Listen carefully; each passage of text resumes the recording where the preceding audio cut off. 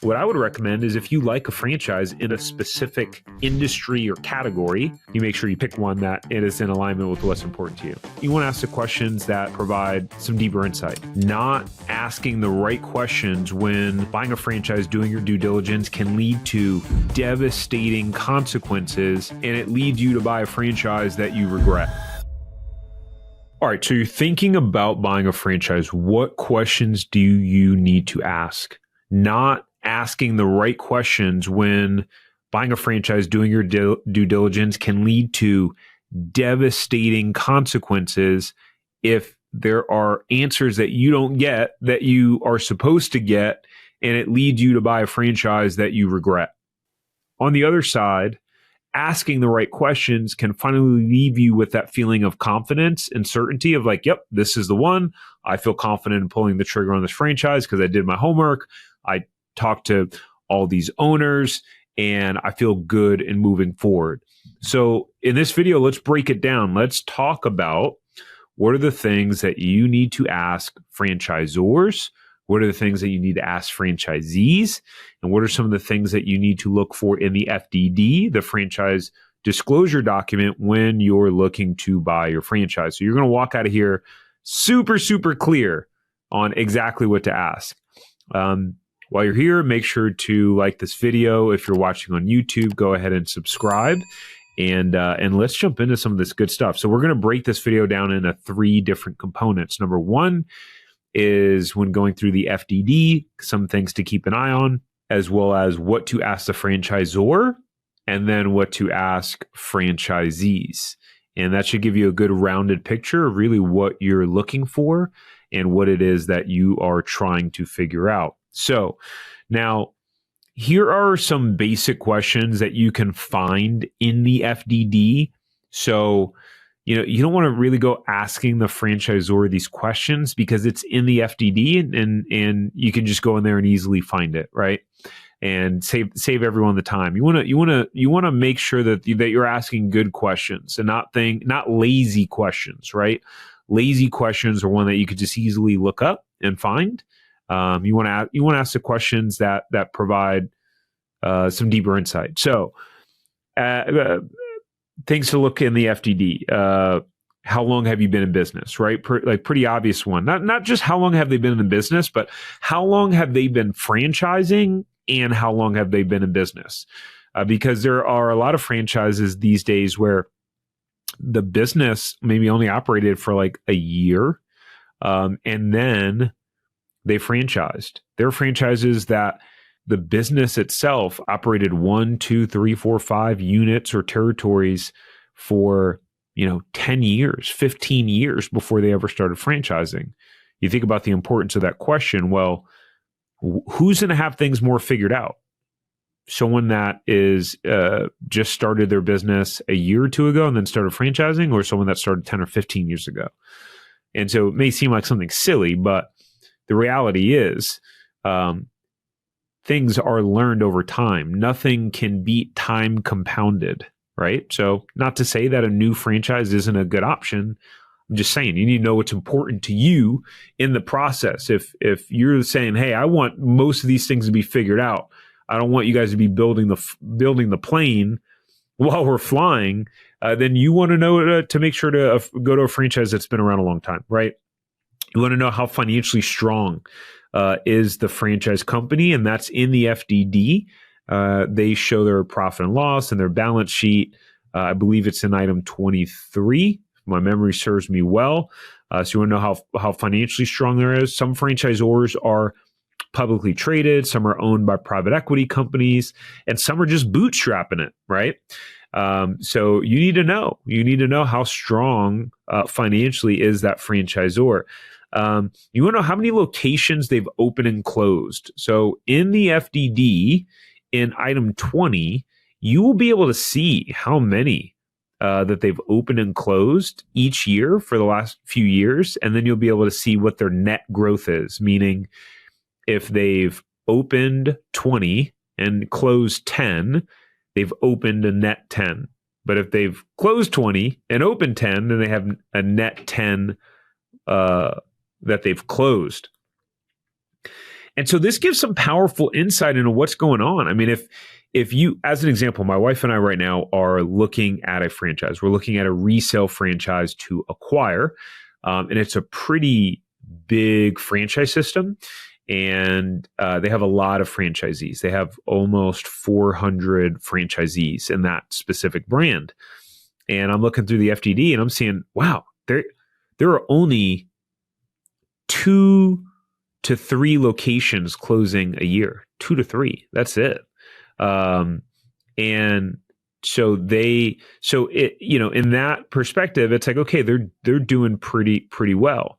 And there's always a story why they're closing. It doesn't mean it's the franchisor's fault. Things change in people's lives. Maybe people aren't good operators. But there was a franchise that we were looking at about 6 to 8 months ago. Granted, it was in the fitness space, but they had just been closing like 30, 40, 50 locations a year. And so at some point, it's like, okay, I got to question the decision-making of that franchise and the way that they're operating. Because, I know it was COVID and it was challenging for fitness, but that was just too big of a red flag for me. So you want to be able to see those things in the FDD, as well as initial cost and investment fees, royalties, and average sales per location. So some people say, hey, I don't like this franchise because there's too many fees. Well, the reality is you're going to pay royalties. You're going to pay royalties, contribute to a marketing fund. Maybe a franchise is not for you then if you don't want to pay the fees. But what I would recommend is if you like a franchise in a specific industry or category, right? Let's say like one point we had a client that he knew he wanted to have a water and fire restoration business. So he was looking at 5-6 different water and fire restoration brands at the same time. One of the reasons why he came to work with us, because he was overwhelmed, struggling with analysis paralysis, just couldn't figure out how to narrow it down between the 5 or 6. And we helped walk him through it, and he was able to successfully make that purchase. Actually, we have his video testimonial on our website. We have like 30 of them.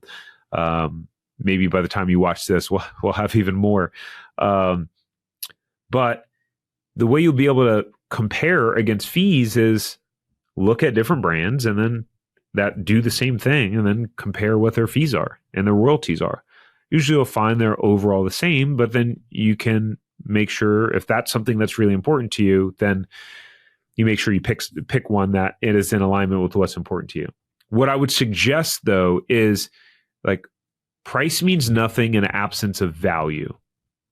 So as an example, I would hands down choose a franchise that has a 1% higher royalty if their support is that much better, if their system is that much better, if they have, that much more brand awareness in the marketplace overall. So the question is really, what are you getting in return for the fees or the royalties that you're paying? You definitely want to know average sales per location. That's in item 19 in the FDD. Super important, right? Maybe like that could help you not waste your time with the franchise if the item 19 shows that, like if you're looking at a retail location and the average sales is not over, $600,000 or $700,000, I wouldn't waste my time, because it's in a retail model. It's hard to make money if you're not, doing more than $500,000 a year, especially with, when you factor in, you got like a loan on the business or something like that. Usually want to see a 2-to-1 sales to investment ratio, meaning if it costs $400,000 to get the business open, you want to see that the average sales are twice as high as that. So the average sales being $800,000. That makes sense. Hey, so I recently put together a list of 5 low-cost franchises that make $1 million or more. If you want to see that list, then click the link below in the description or go to franchiseempire.com/low cost. Let's get back to the episode. Now let's pivot and talk about questions that you ask the franchisors. So here's some questions to ask the franchisors.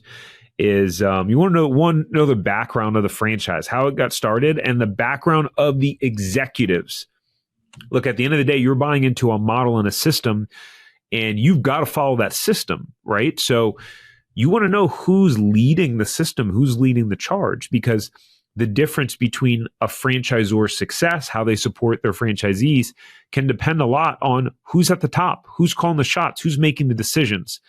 So you want to understand what their backgrounds are, what they've done. Have they been franchisees themselves? Are they new to the franchise space, et cetera?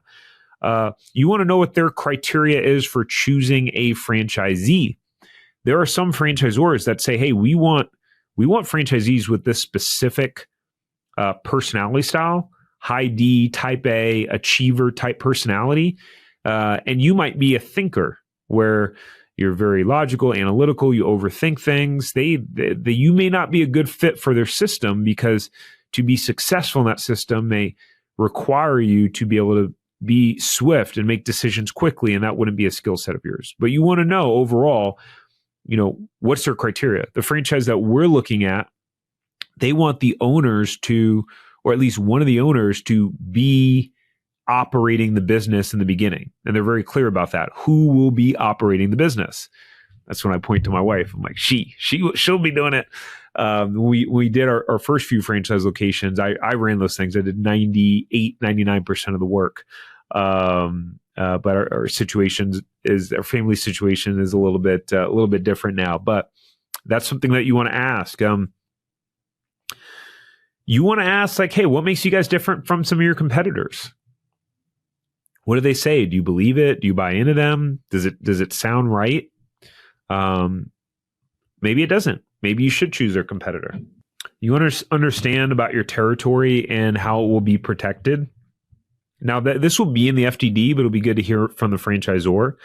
And then you want to ask them about support, right? So one of the things you want to ask them about is, hey, how do you support franchisees? What's your training look like? What does that support look like for first-time franchisees? Who will I be working closely with in the first year? What experience do those people have? What happens after I leave training? What does the support look like there? And so you want to understand those things. One of the biggest things that you want to understand from the franchisor is, how do they support you? And you also want to ask them, hey, what are the top franchisees doing? What are you seeing? What's the difference between the franchisees that are successful and the franchisees that are not successful? And you get a pretty clear idea of what's driving that success or not. Another thing you want to ask is, where do you see the company 5 years from now? Like, are you planning any major strategic changes, right? You want to get an idea of where they're going. Are they visionaries? Because there are franchise systems. Think Blockbuster, right? Blockbuster was a franchise. Some of you might go, who's Blockbuster? Depending on your age watching this, look it up.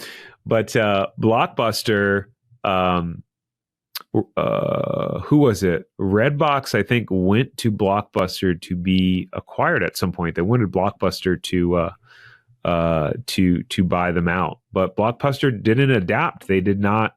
They didn't innovate, right? So they wind up, closing down. And so you want to understand how the franchisor is innovating. What are their strategic changes? What are they doing to stay ahead and to stay relevant and with technology, et cetera? So those are the things you want to know. Well, let's pivot to what to ask franchise owners. Now, this is fun. I'm literally going through franchisee validation myself right now with this franchise that my wife and I are looking at. So I actually just did a validation call yesterday. And so one of the things that we do that with folks that are in our zero to profitable franchise system, part of our system is in helping to give guidance on vetting the franchise and providing that support. So one of the things we do is we create a spreadsheet for our clients, and then you want to have the same questions that you ask the franchisees. And so what I have is I have my Google Sheet, and I have my questions across the top of it. I have it nice and gridded. I have it in a nice spreadsheet. And then when I'm doing a validation call, I am looking at those questions and I'm typing in all the notes in there. So then what happens is all the names are listed here, and then all the answers to the questions are listed horizontally.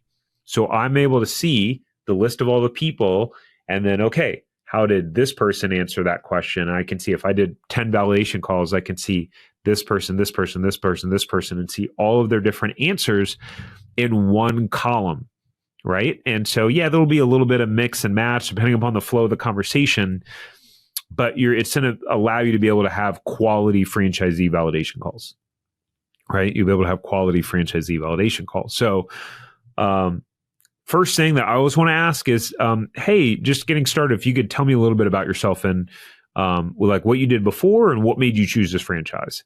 Because I'm wanting to get an idea of, like, for me, number one, I want to understand who I'm talking to, right? Because if someone starts giving me feedback about the franchisor, that they don't know what they're doing, or, X, Y, and Z, I can usually tell if it could be more on the owner that's pointing the finger, and maybe they're not a great owner, right? So, and I want to know what their skill set is, what their background, what they did before, just to understand how that matches up with the franchise overall. That's a really important question.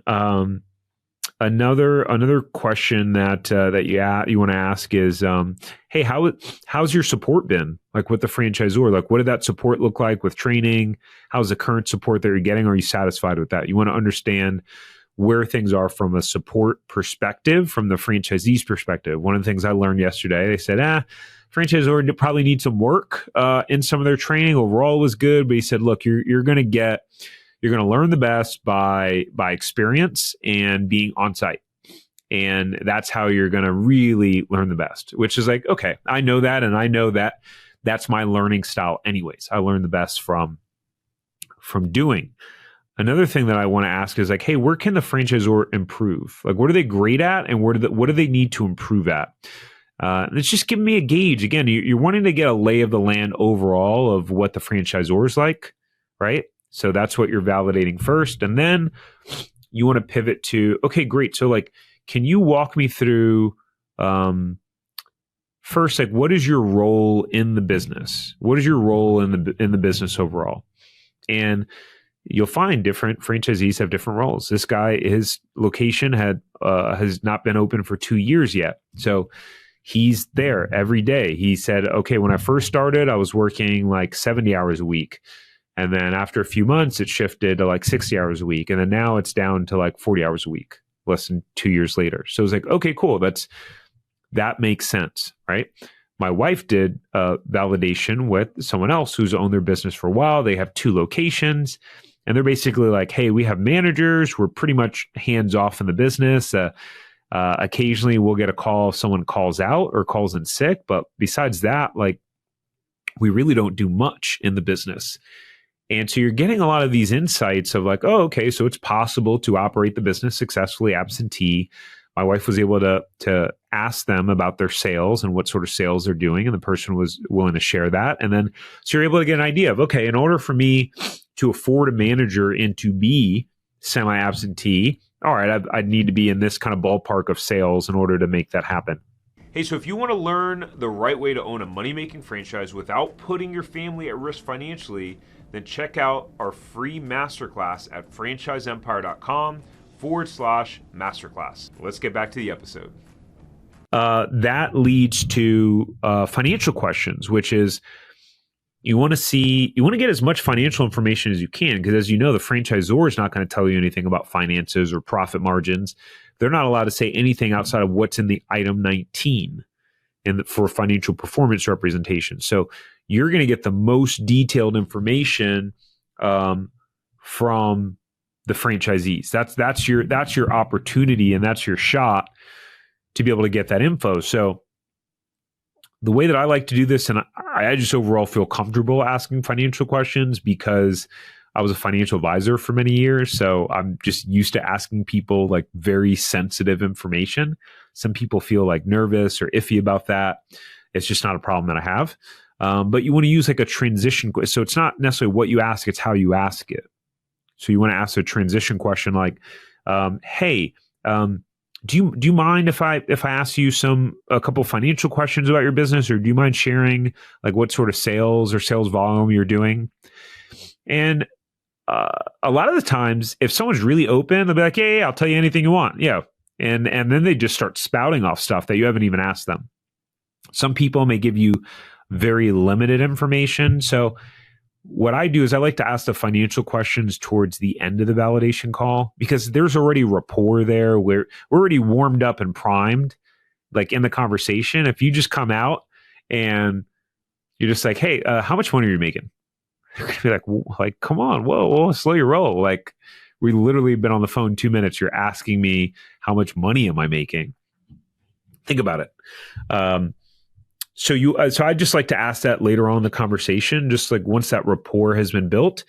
And one of the things I like to ask is, "Hey, what do you think is like, what would you consider to be like a good profit margin versus great versus like really bad?" And so I'm wanting to hear them say, "Hey, yeah, we're looking at targeting about a 15 or 20% margin," or, "Okay, great. Like, so what impacts that? What are the numbers?" And this is another question that I have on my sheet, which is, what are the numbers and the KPIs that you're looking at to manage and improve your profitability of your location? You're also going to get a really good idea of, again, how does this person kind of know what they're doing in their business? Because if they go, what are KPIs? Or, "Well, I don't really look at much," or, "I'm not really good with that stuff." And you're like, "Oh, okay. Well, if you're not really good with that stuff, you're probably not going to be running a great location." Right? But if someone goes, "Yeah, we target XYZ labor cost, we target XYZ in our food cost, we target to have our marketing spend at XYZ percentage of sales," and they really start breaking it down, then number one, okay, this person is on top of it. They know their business, and now you want to start asking them deeper questions to really understand how to impact profitability in your, in the business that you're looking to buy. So those are primarily the questions that to ask. And really the last one is around like work-life balance. Like, how do you manage work-life balance with your store and your employees? And a lot of times you just ask open-ended questions like that, and it'll lead you to kind of rabbit holes and conversational topics that may not have happened. So you want to ask open-ended questions and make sure that you're taking all of those notes. And by doing all of these things, it's going to allow you to feel, if you talk to 5 to 10 franchisees that you validate with, ask good questions to the franchisor, you're going to have a pretty clear idea of what the role of the franchisee is, what the financial opportunity looks like, if they're happy with the franchisor, if they would have made this decision again, which is another question to ask. If you had to do it all over again, would you? And those are the things that you want to ask. So we have a list of questions for you to ask. If you guys want to go grab that list of questions on the website, the link is down below. You can download them so you have that for yourself. Make sure to give this video a like, subscribe if you're watching on YouTube, and I look forward to seeing you on the next one. Hey, before we go, thank you so much for listening to this episode. Please subscribe here on YouTube if you haven't already. And the biggest thank you that you could ever give me is to share this episode with someone who you think will benefit. That means that we can share this message with more people and hopefully positively inspire them like we have you. So thank you. And until next time, go build your empire.